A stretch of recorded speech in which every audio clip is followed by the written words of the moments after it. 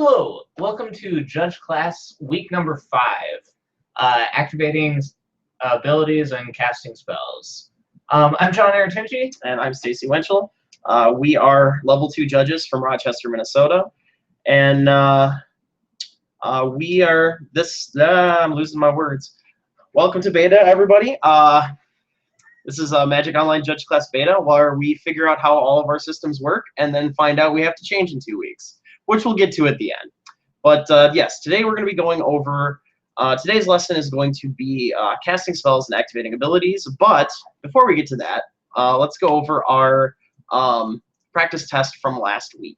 And real quick, for those of you who haven't watched one of our videos yet, so we have a couple of cool tools today, which Google Hangouts on Air provides us.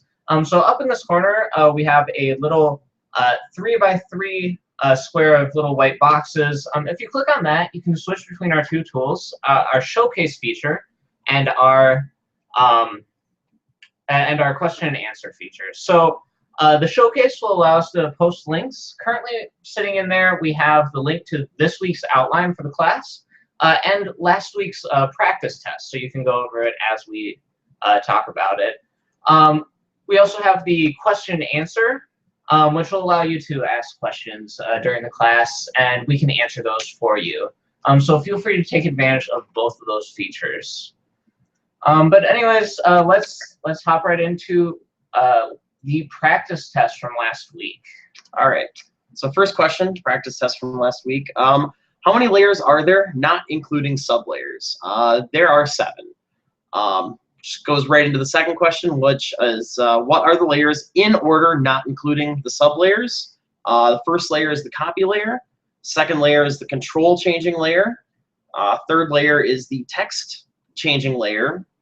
Fourth level is the type changing layer. Fifth layer is the color changing layer. The sixth layer is the ability adding and removing layer. And the seventh and final layer is power toughness. All right, so question number 3. What are the sublayers and which layer has them? So our sublayers are all in layer 7, power toughness, modifying effects, and all that stuff. And these are specifically the order in which we are going to apply power toughness modifying things. So 7A is characteristic defining abilities. 7B is power and toughness setting effects. 7C, power and toughness changing effects like +X, +X, or +3, +3, whatever. Anything which is like plus or minus. 7D is counters like +1, +1, -1, -1, -0, -1. Any of the weird old ones as well. And 7E is power toughness switching. All right. So question number 4. What is the order used to determine how we apply effects in each layer? What might impact that ordering? So within each layer, effects are applied in timestamp order. However, any dependencies that exist will supersede timestamp order, and characteristic defining abilities are always applied first. All right, number 5. What layer do effects that impact game rules get processed? What are some examples of effects that would not fall under the standard layers listed in questions 1 through 3? And I'm realizing we didn't really touch on this much last week. We might have gone over it just a little bit. But if things affect the game rules in general, not just specific permanents, there isn't a specific layer for them. But these will get applied after all the other effects which modify specific permanents. We can basically call it super secret layer 8. It's not really layer 8, but that's where all of the that is the, I guess we can call it the super secret layer where it affects game rules. Cards with abilities that would not fall in the standard layers are things like Intimidation Bolt, Gnatmiser, like things like Intimidation Bolt prevents creatures from blocking for the duration of the turn. Gnatmiser reduces your maximum hand size. It's not an ability adding or removing. It's changing how the actual rules of the game, and that happens after all of the layers happen. And those do go in timestamp order if there are multiple, like affecting the size of your hand. those would be in timestamp order. But yeah, applied after everything else. There's also actually, since we're thinking about it, and I know we didn't cover it last week, there's actually also the super secret layer 0, which is things being attached to permanents. Whether or not something's attached happens, that is a game statement that takes place before any of the layered actions happen. Yes. So. All right. So question number 6. Antony controls grizzly bears with a +1/+1 counter on it and casts Giant Growth. After Giant Growth resolves, Antony casts Clone, copying grizzly bears. What are the characteristics of Clone? Go ahead. So our clone effects occur in layer 1, copy effects. And we went over this a little bit on the week where we were talking about clone, but it's only going to copy the very base of the card, what's written on the card. The base characteristics, I like to call it. And we can see this in the layer as well, without just knowing that fact, in that the very first thing we do is check for copy effects. So it's going to see the card right away, before power, toughness, modify, and before counters. So that is what's copied. So we're just going to have a 2/2 green bear creature named Grizzly Bear for the clone copy. We're not going to have a Giant Growth or +1/+1 counters on that copy, unless we add them later. True. All right, next question, number 7. Anson controls Magus of the Moon and a Sacred Foundry. Nancy casts Snake Form on Magus of the Moon. After Snake Form has resolved, what are the characteristics of Sacred Foundry? So Magus of the Moon, it's a 2/2 creature. The cards should be on the bottom of the test. Magus of the Moon is a 2/2 creature, which says non-basic lands are mountains. Snake Form says target creature loses all abilities and becomes a 1/1 green snake until end of turn. Withdraw a card, which isn't too relevant here. So we build this from the bottom up. So Magus of the Moon's ability applies in an earlier layer than Snake Form. By the time we get to layers, so Magus of the Moon, it's removing all it's Type change. It's a type changing effect. You're changing the type of the card. So because you're changing the type of the card happens in an earlier layer, at the point where Snake Form removes the ability from this card, Magus of the Moon's ability has already applied. Since the ability is already applied, the land is still a non-basic mountain. Yes. Got a little wordy. My apologies. All right. Question 8. Axel controls Goblin King and Goblin Artillery. Nigel casts Nameless Inversion on Goblin Artillery. What are the characteristics of Goblin Artillery after Nameless Inversion has resolved? So Goblin King, other Goblin creatures get +1/+1 and have Mountain Walk. A Goblin Artillery is a Goblin Warrior. And Nameless Inversion is a instant that gives target creature +3/-3 and has it lose all creature types until end of turn. Now this is a good question to pay attention to when it comes time for looking at the actual level 1 test. The reason for this is the key thing on this question, though the layering stuff is important here, actually the most important thing that will make you get this question wrong is forgetting that Nameless Inversion removes all creature types. Yes. So the answer to the question is Goblin Artillery is a 4/0 red creature with no subtypes and is about to die to state-based effects. Once Nameless Inversion resolves, it remove all creature types in layer 4, then proceed to change the power toughness in layer 7. Also in layer 7, Goblin King's boost ability will no longer happen since Goblin Artillery is no longer a goblin, and which ends with Goblin Artillery being 4/0.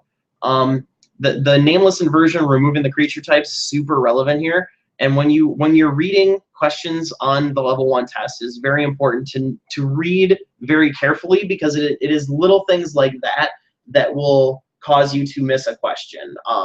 I've had judges that I have tested that have missed questions because they failed to read that a card had first strike or that a card gave first strike. So it's very, very important to keep those kinds of things in mind. Make sure to read all the cards carefully and the question carefully.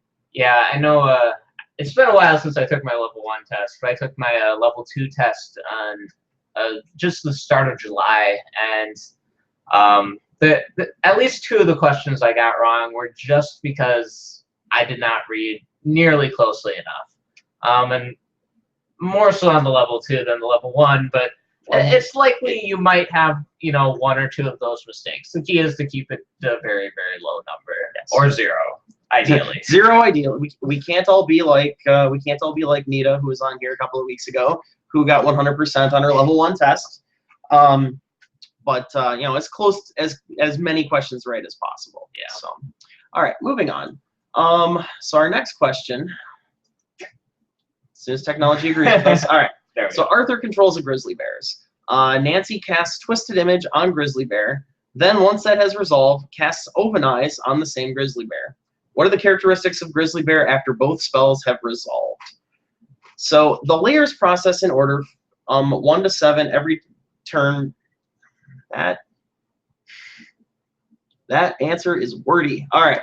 So you building from the ground up on you have 2 things that have happened. You have a power toughness setting effect, which will apply first. Even though it happens second, it still applies first because we apply things in layer order always. So it'll set the base power toughness to be a 0-1, and then we'll get to layer 7E, where it'll swap its power toughness and turn grizzly bears into a 1-0.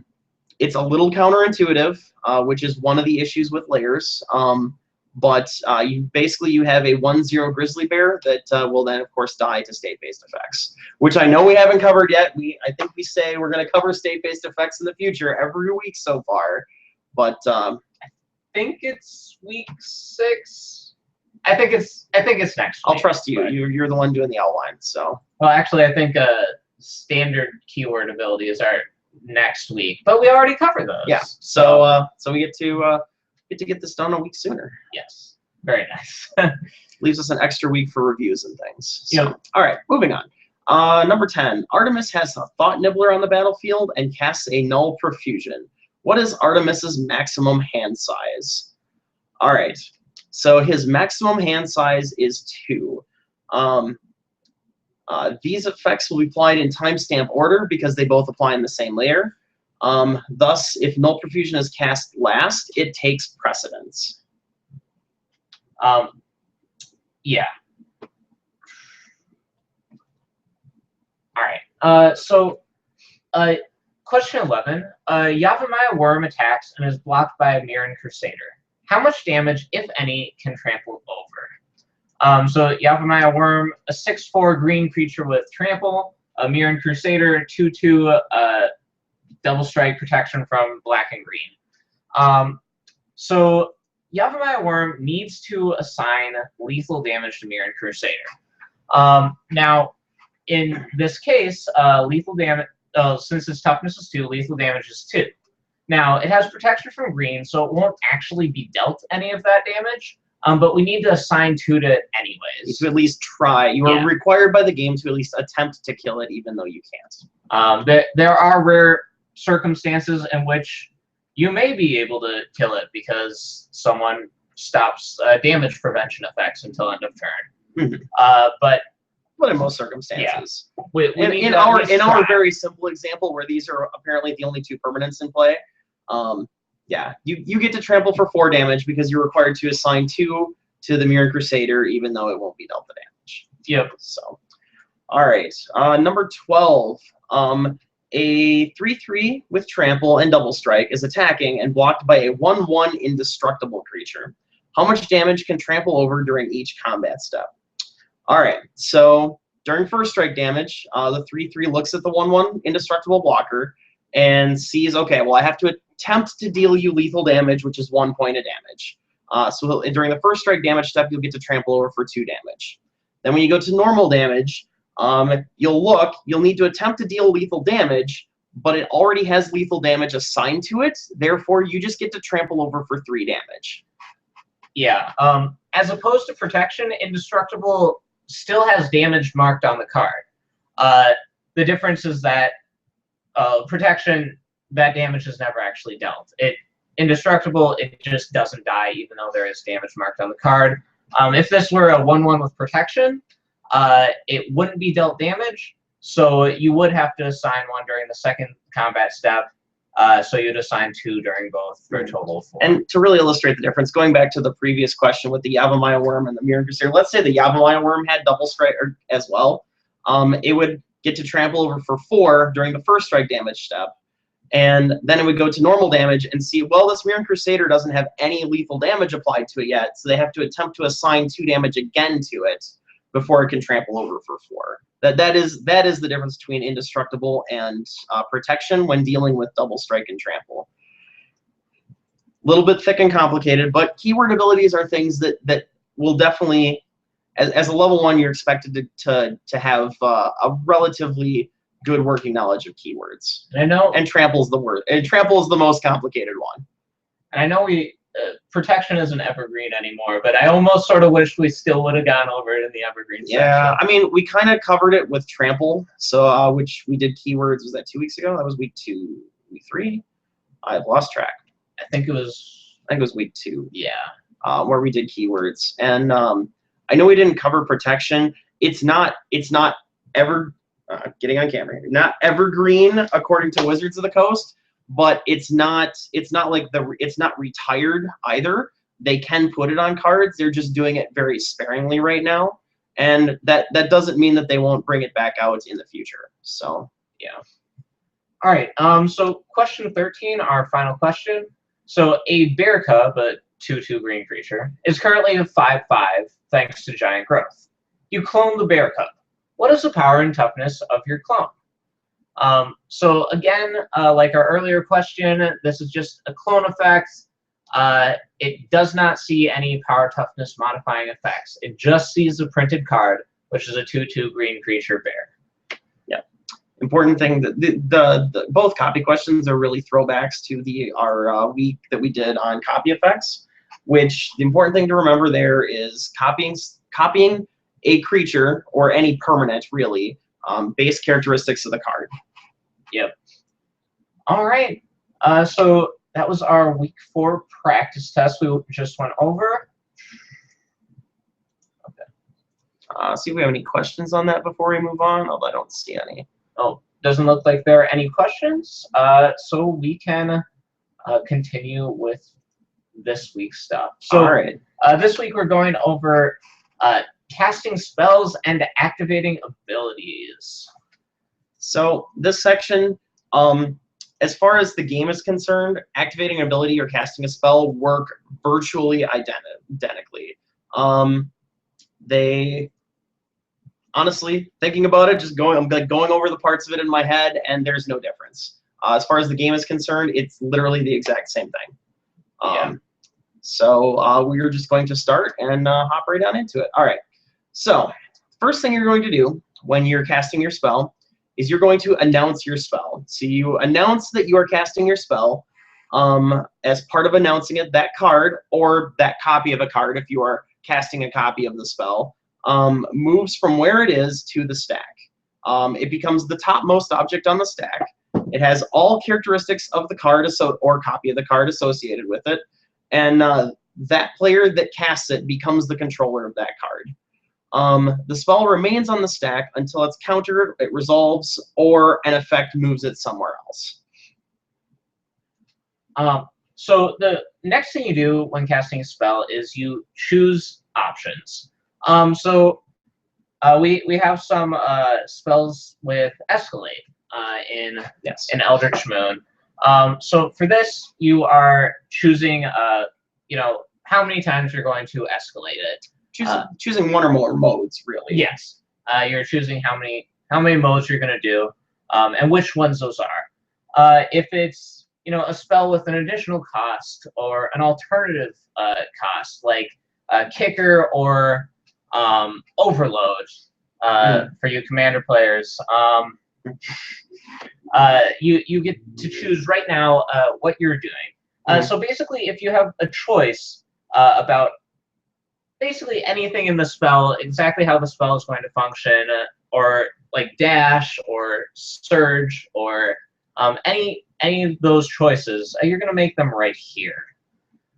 I'm just going through the text to make sure we're not forgetting anything.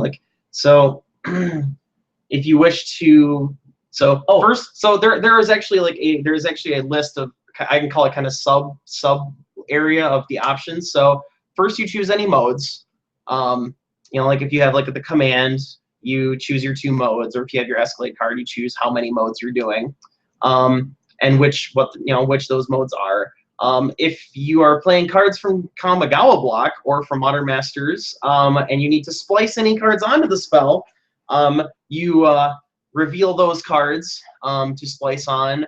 Then you look at if you have any alternative or additional costs that will be paid, such as buyback, kicker, convoke. Then you announce you're announcing that you're adding those options and that you intend to pay for all of those costs. You can't apply 2 alternative methods of casting a spell, or 2 alternative costs to a single spell, but you can add any additional options. Alternative mana costs are things like the overload, like you were talking about. Convoke is a alternative cost. Flashback is an alternative cost. It happened in standard. You can't flashback. You can't cast Snapcaster Mage and then try and flashback a card with overload. You get one or the other, and you can't overload from the graveyard. Or in like Commander, there are a number of decks which will use Isochron Scepter or some other means to try and cast an overload card for free. And when it says you can cast this without paying its cost, that's an alternative cost. You can't choose to then overload or. But anything that's an additional cost, you can add all of the additional costs you want. So if somehow your spell has kicker and buyback and escalate as an additional cost, or things like that. Anything that says anything that is an additional cost, you can add as many additional costs as you want. Yes. But anything that says that is an alternative cost, it will say do this rather than paying its mana cost. You only can do one of those. Right? Yeah. Trying to be on camera. Welcome to beta. So also, if it has like an X in the cost, this is a point where you announce what X is going to be. So literally any X spell. And this applies to anything that will have an X in either its cost or an X somewhere in its text box. So like this is the point where you would announce, well, my Nahiri's Wrath is going to be X equals 4. Yeah. And the reason you need to set your X now is because anything that'll have a variable based on that X is we're going to figure out as we continue to cast the spell. Also, if you have hybrid mana symbols, the player announces the equivalent that they're going to pay. So if it's like colorless and then a green-black hybrid, green-black hybrid, you're going to announce, well, are you paying 2 green? Are you paying 2 black? Are you paying 1 green, 1 black? For those of you that play MTGO, you are probably very familiar with this, as MTGO brings up the list of the 10 ways to pay for your Demigods of Revenge and such. Yeah. Thanks, Moto. Yeah. All right. Did we skip anything there? Let's see. No, that's all there is in that section. The last thing there, it says here, previously made choices, such as choosing to cast a card with flashback from a graveyard or choosing to cast a creature with more face down, may restrict your option when making these choices. Like I said, you can't flashback a card and overload a card. So, yes. Okay. Now that we've chosen all of our options, now we get to announce our targets. So you announce your choice of any appropriate player, object, zone for each target that the spell requires. So if your spell you're casting has multiple targets, this is where you would choose those. A spell may require some targets only if an alternative or additional cost was paid, such as buyback or kicker, or a particular mode was chosen for it, such as Cryptic Command doesn't always have 2 targets. Otherwise, the spell is cast as though it did not require those targets. If the spell has a variable number of targets, you announce how many targets that you will choose before you announce those targets. That's part of that. That's why that's up in the modes. The same target can't be chosen multiple times for one instance of the word target on the spell. This is the difference between Kolaghan's Command and Electrolyze. So Electrolyze has one instance of the word target. So if you choose to split your 2 damage, you can't then use Spellskite to move both points of the damage to the same Spellskite. You need to keep those targets split. But Kolaghan's command, since it says destroy target artifact, deal 2 damage to target creature, because it has 2 instances of the word target, both halves of that can target the same permanent. Yes. Let's see. Just kind of went through that. If any effect says that an object or player must be chosen as a target, the player chooses targets so that he or she obeys the maximum possible number of effects without violating any rules or effects that say an object can't be chosen as the target. The chosen players, objects, and/or zones each become a target of the spell. Any abilities that trigger when those players, objects, and/or zones become the target of a spell trigger at this point in the announcing, but they're going to wait to be put on the stack until you have completely finished casting the spell. And we'll go over triggered abilities in a later week. One thing which should be noted, so that spot there was just talking about we went over this a bit earlier in the class. I can't remember exactly where, but can't can overrules Can. Well, should be able to or whatnot. So it was saying there, like, if it says, you know, things have to be targeted. Like, what's the guy from Modern Masters? Coalition Honor Guard. I just got to draft him in Cube this weekend. Coalition Honor Guard says he must be the target of a spell or ability. Which, if you put, like, Shroud or Hexproof on him, suddenly he can't be the target of a spell or ability your opponent controls. No. So, and again, there, like John said, can't overrules can. So since you can't target him, well, can't target him, so then you can target whatever you want. Yeah, but like when we were talking about blocking or whatnot, you try and do as many of those as you possibly can without violating any of the can'ts. Yes. That's all that last part was saying. Yeah, I got a little wordy there. Yeah. So now, and also targets. Just want to drive this home. Each instance of the word target is where you will choose targets for. If it doesn't say the word target, if it says choose, you don't have to choose. You don't have to make those choices here. Well, yes. For specifically things which otherwise would be targeted. A good example is the difference between Kolaghan's command has targets, pretty much in all the modes. That's a bad example because it has too many options. Let's use Doomblade. Doomblade is just destroy target creature. Well, this is the point where you have to say that's the target creature I'm going to destroy. Now, card in Standard, which sees play, is Tragic Arrogance.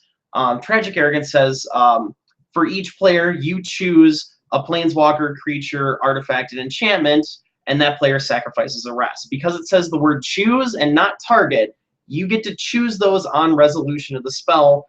And since it's not the word target, you don't have to do that as part of your announcing the spell. You can figure that out once the spell is actually resolving. Yep.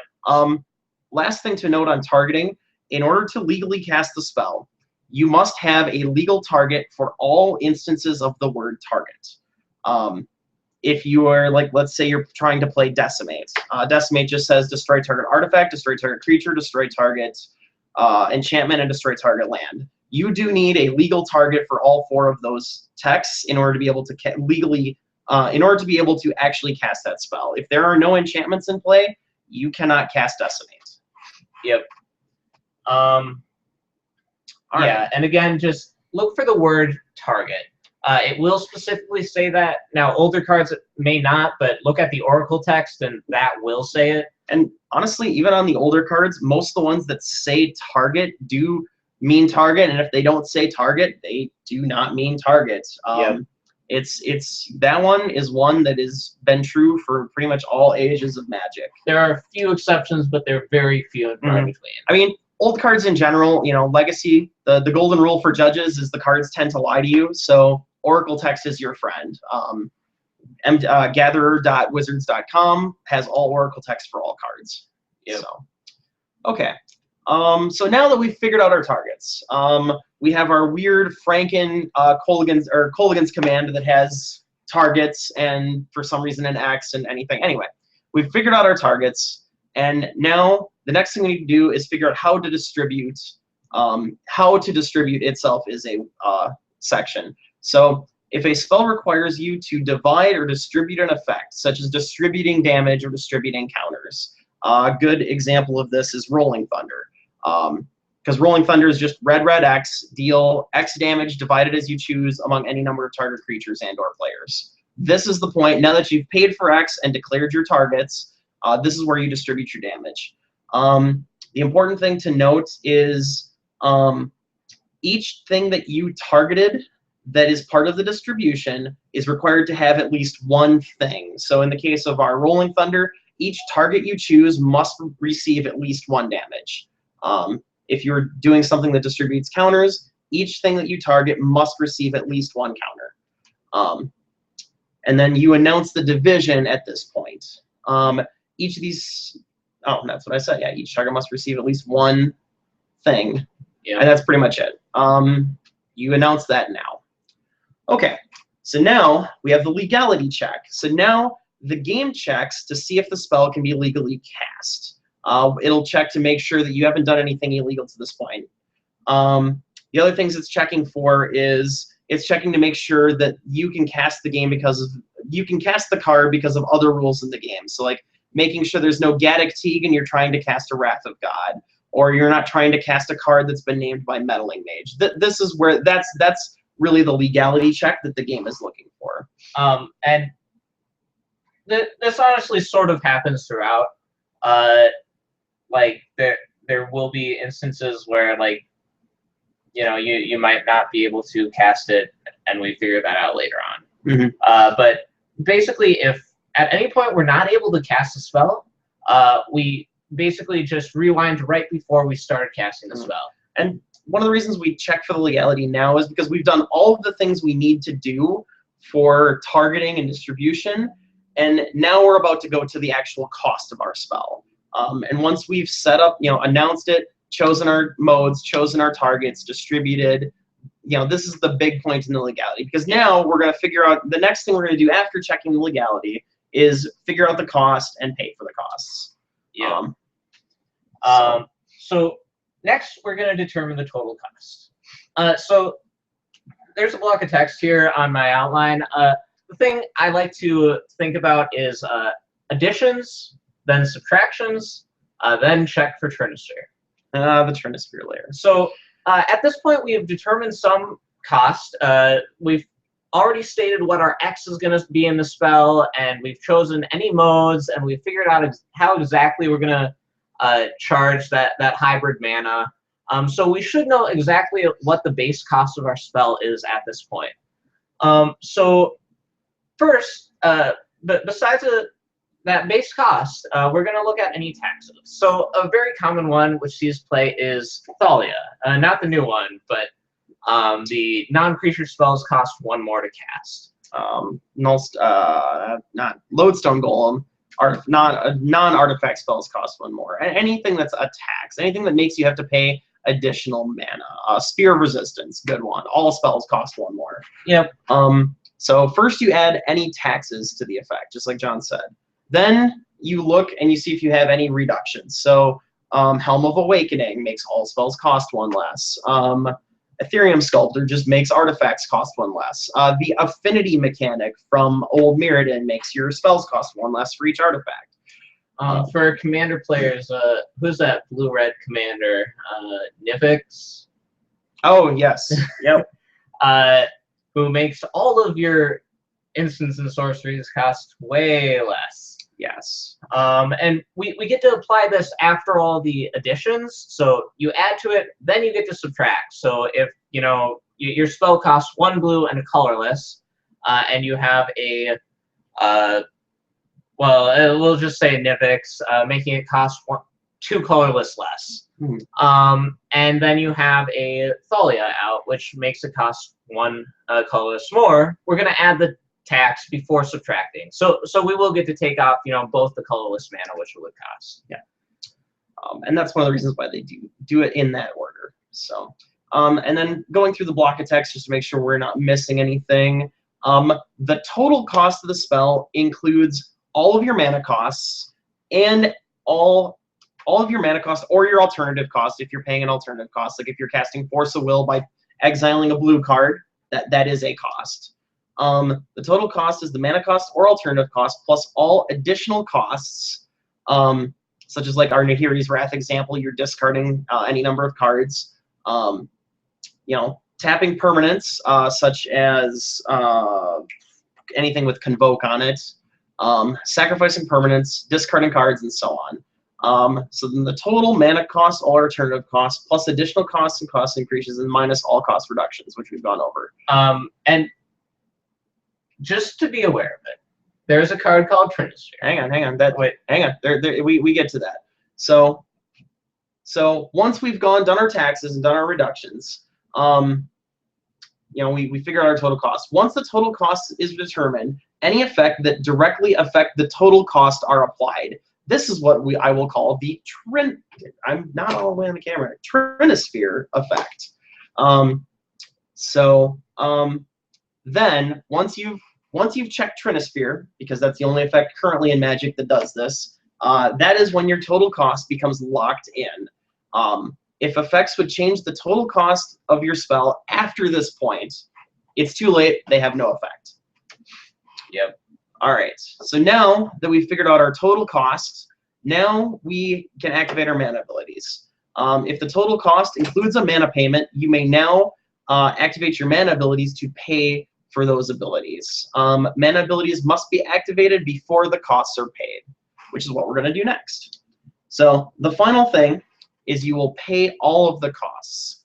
When you are paying costs, you may pay costs in any order that you wish.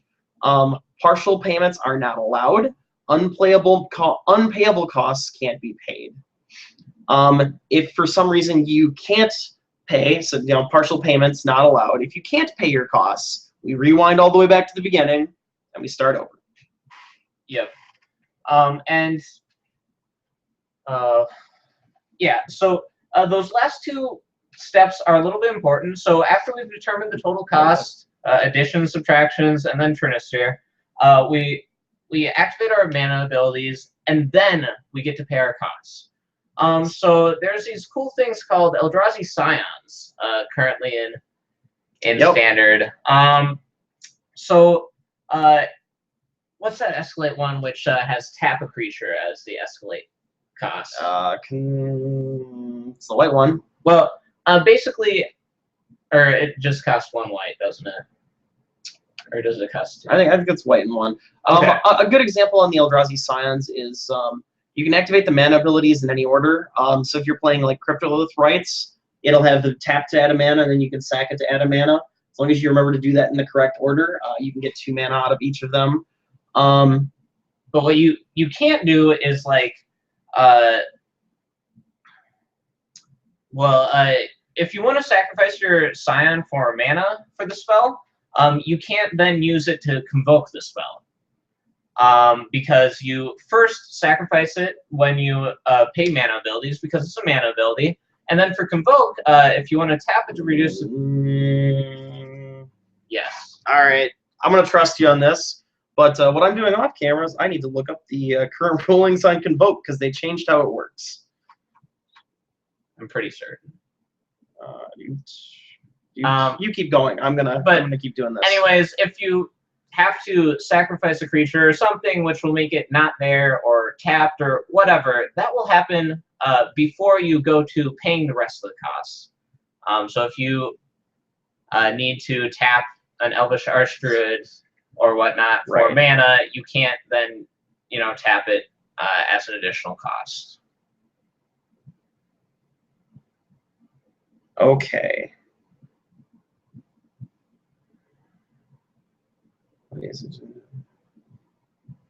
Ability isn't an additional or alternative cost. Okay, straight from Convoke. So for each colored mana in this spell's total cost, you may tap an untapped creature of that color you control rather than pay that mana. Okay, so you actually convoke in actually the paying cost. No, I'm wrong. I am wrong. I'm okay being wrong. It did change. And that's why I just wanted to double check it.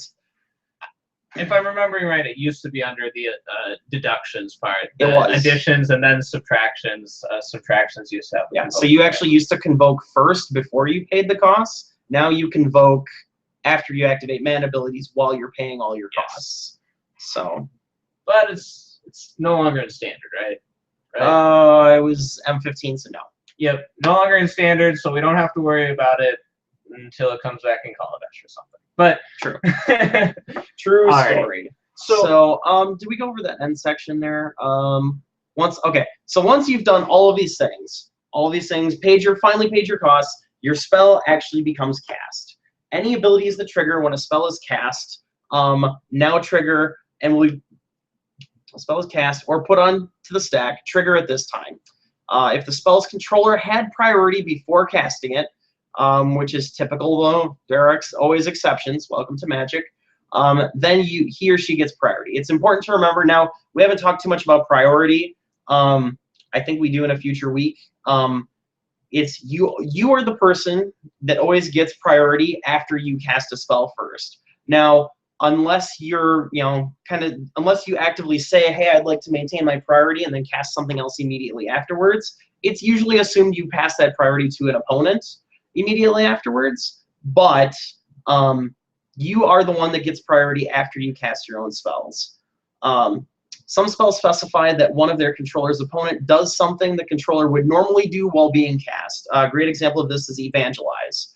Evangelize is just white 2, buyback of 5, I think. Yeah. And it's gain control of target creature of an opponent's choice. So normally I would choose the target, but because Evangelize says my opponent does, they will choose my targets during the part of casting a spell where you choose a target.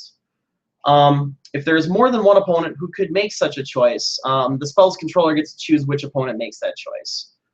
If the spell instructs its controller and another player to do something at the same time as the spell is being cast, the spell's controller goes first, then the other player. That one's odd. It exists on like 3 cards ever, and they're from old. I know one of them, and I can't think of the name of it, but it's not that important. So casting a spell that alters costs won't affect spells and abilities that are already on the stack. So if you cast something that makes things cost less, any spell or ability already on the stack will be unaffected. You mean I don't get a rebate? No rebates. No rebates. Must have your coupon in play already. Let's see.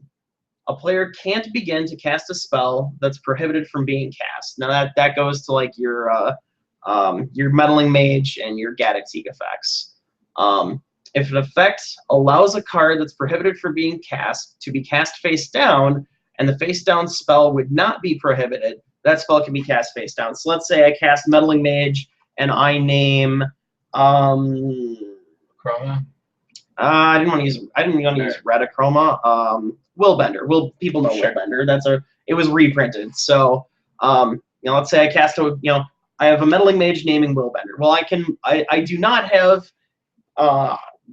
casting that face down creature is perfectly legal because the face down creature doesn't have a name when you cast it.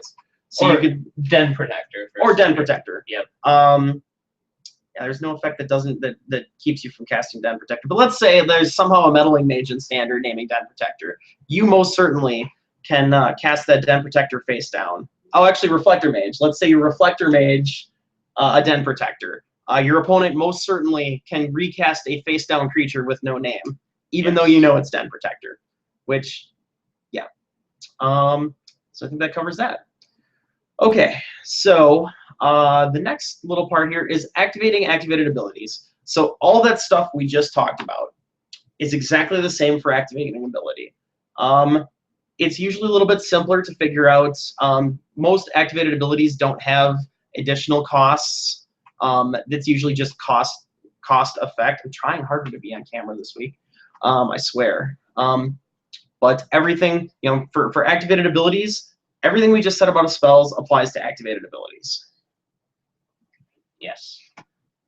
Keep going. Okay. So really all I had there because it's literally just the same. Yeah. Sorry. I would keep going, but that's kind of the end of the thing. Oh, Um, just a quick note, creature which taps or untaps, it has the actual symbol in its cost for the activated ability. That is subject to summoning sickness. Yes. So like your Elvish Mystic, you I can't tap that the turn it comes into play. I can go into a quick example about that while you're doing the other thing Yeah. there. So it's the subtle difference between the tap symbol, copyright Wizards of the Coast, and a card that says tap an untapped creature to do a thing. Good example of that is Heritage Druid versus Llanowar Elves. So Llanowar Elves has the tap symbol, and you tap it to add a green mana to your mana pool. Heritage Druid has the text, tap 3 untapped creatures you control to add 3 green mana to your mana pool. So now, whereas your Llanowar, let's say you're playing this elf deck and you have a Heritage Druid and 2 Llanowar Elves. And your Llanowar Elves are, let's say you just cast all 3 of these this turn. So they're summoning 6. So whereas the 2 Llanowar Elves can't activate their own abilities to tap, because to use the tap symbol, you need to not be summoning 6. Heritage Druid just says tap 3 untapped green creatures you control. You're not using it. It doesn't have the tap symbol in any of that, so you can do that even though the creatures are summoning 6. Now you don't see a lot of things with the untap symbol. They only use that for 2 sets, for Shadowmoor and Eventide.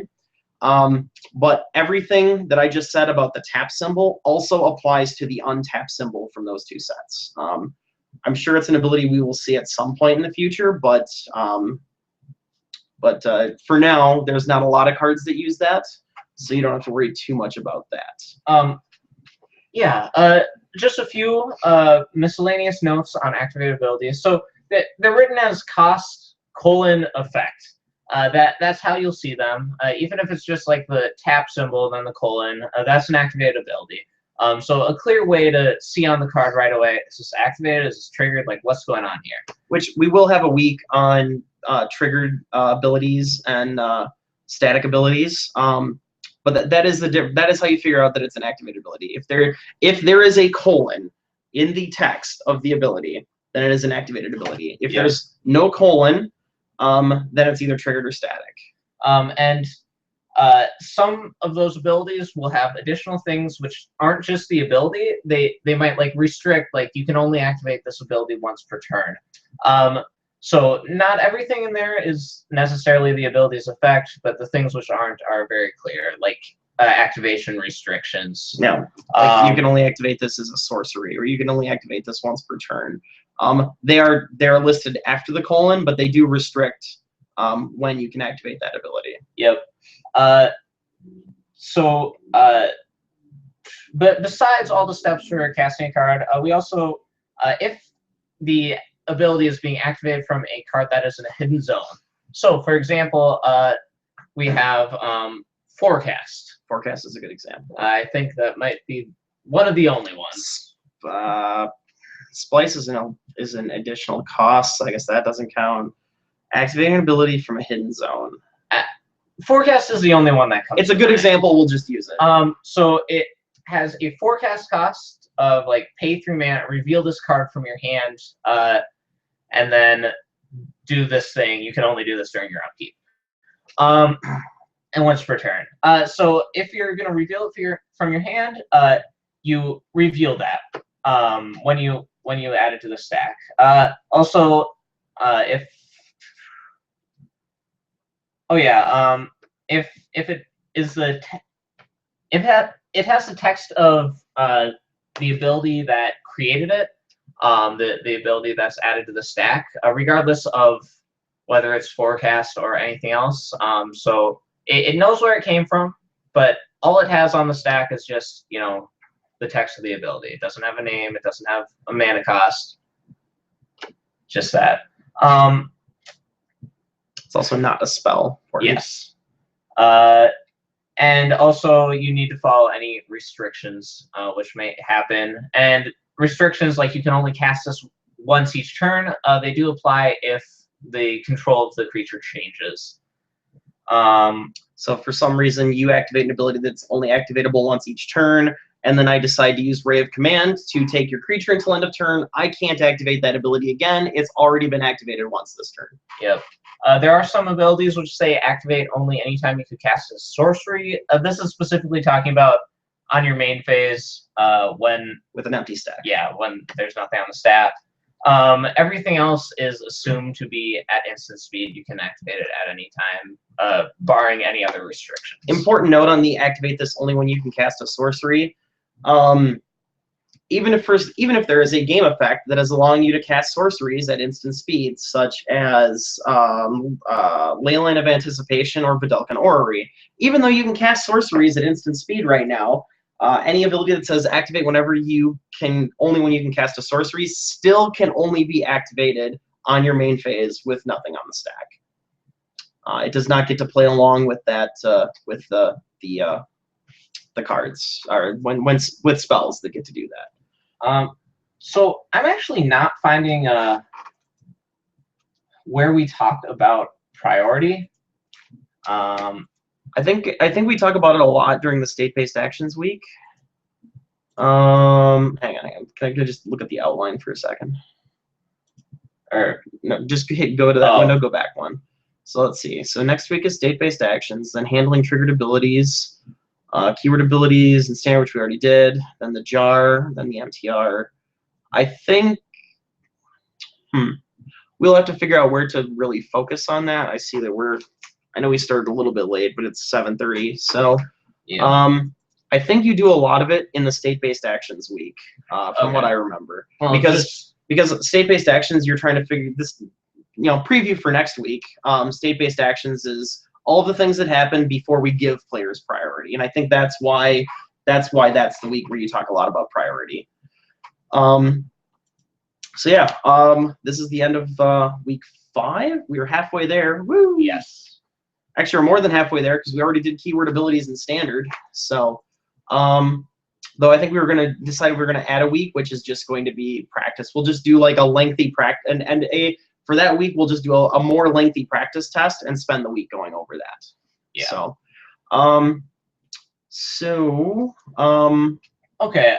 So yeah, I think that pretty much covers this week. So we got a couple of things before we disappear for this week. First, so we've spent all this work getting used to Google Hangouts and learning it and figuring out how to use it, and Google Hangouts is about to die. Yep.